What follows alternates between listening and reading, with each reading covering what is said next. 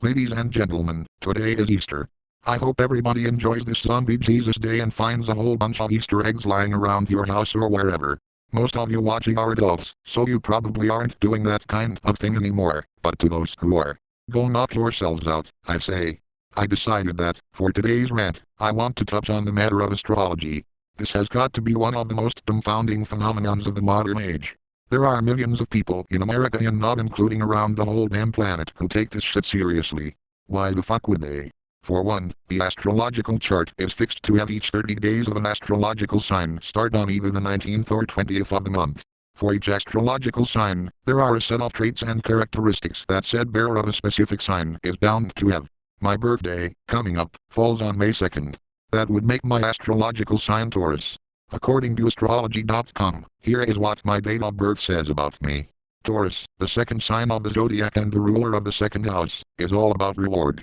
Unlike the Aries love of the game, the typical Taurus personality loves the rewards of the game. Think physical pleasures and material goods, for those born under this sign revel in delicious excess. This zodiac sign is also tactile, enjoying a tender, even sensual touch. For one, this descriptor starts off by mentioning some house, the second one, at that.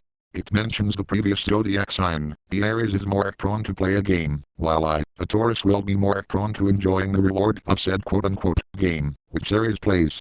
I have no clue what this is supposed to mean. And what game is this person who wrote this webpage talking about? It says I'm materialistic, frivolently excessive, and that I'm a whore, hence the last part that says, I, Taurus, enjoy a good sensual touch. Let's take for example, a DMV. Typically, student drivers in America get their licenses when they reach the age of 16. The time they would receive their license would typically be on or around their birthday, as in my case. Because Taurus supposedly has this tendency to favor the reward of the game, in this case, being the road test, people born from April 20th to May 20th are more likely to not be as good of automobile drivers as everyone born March 20th through April 19th. Wait a minute. What the ever-loving fuck? I aced a perfect score in my driving test 4 years ago. I knew somebody in my high school class who flunked the road exam at least twice. She has probably never even received her license. I think what happened to her is that the child development class she took as a junior got to her head and now she's having her third or fourth baby without having a college degree, disgracing young women in this country everywhere. Guess when her birthday is? April 7th.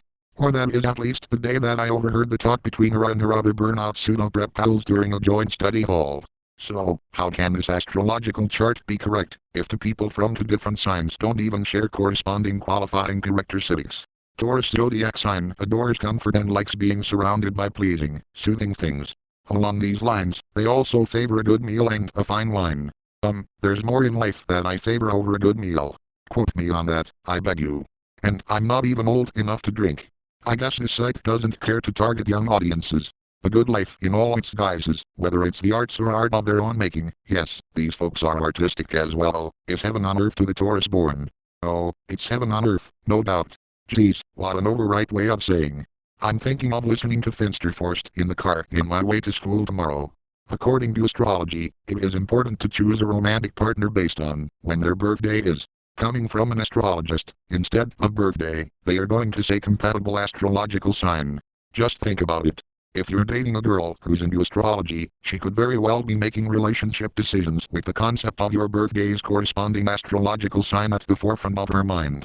You may think that things are going well and that you both have a mutual understanding with each other. Then in a few days, she'll call you and tell you that she's breaking up with you and you won't be able to find out why. She may or most likely may not tell you that her investment into astrology had some role in her decision to axe a relationship. I think I might have actually talked to someone who has had this happen. Holy shit. The worst part about this whole astrology thing are the gurus. The thing with them is that they are such a bullshit. You can find these money thieves here in YouTube doing video fortune tellings or horoscopes to the retractor and mic holes of their camera. Some of these videos are split into multiple parts for just one single horoscope out of all 12 signs for 1 week, month, or in the worst cases, by day. I'm not fucking kidding about this. And my favorite part of all. They also do tarot card readings. And these are the most illogical, needlessly convoluted exercises performed by all quote-unquote professional adults. Don't forget that these people are considered professional, by the way. What the astrologists/psychics will do is they will either, before a camera, or with you in their home or hut sit at a table, shuffle a deck designed for celestial card readings and pull out random cards that were shuffled like done in gambling, and string a narrative of your so-called near future appropriate to the symbolic meaning of said drawn cards, like 7 of Pentacles, the Queen of Swords, 9 of Wands, etc. Income shots. Blah blah. All the skills this takes is 6th grade literary synthesis, application, and critical thinking once a mastery, or memorization, of the tarot deck has been acquired. Mediums, or in layman's terms, monetized social cold readers do this without a deck of cards, and leave an attending audience member of their gig with an hollow, generalized gain perspective. All of these so-called psychics claim that the extraterrestrial spirit world from which astrology is derived from, causes the cards that we see laid in their table to have been drawn from their deck.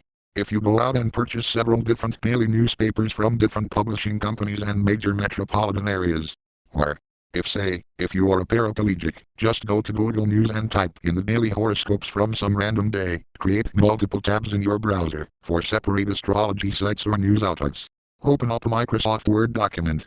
In each browser tab, copy and paste each horoscope for one specific sign and compare them. I, as an agnostic atheist, can guarantee you that none of the horoscopes will match. But isn't there only supposed to be one astrological heaven? Yes. That is the correct answer.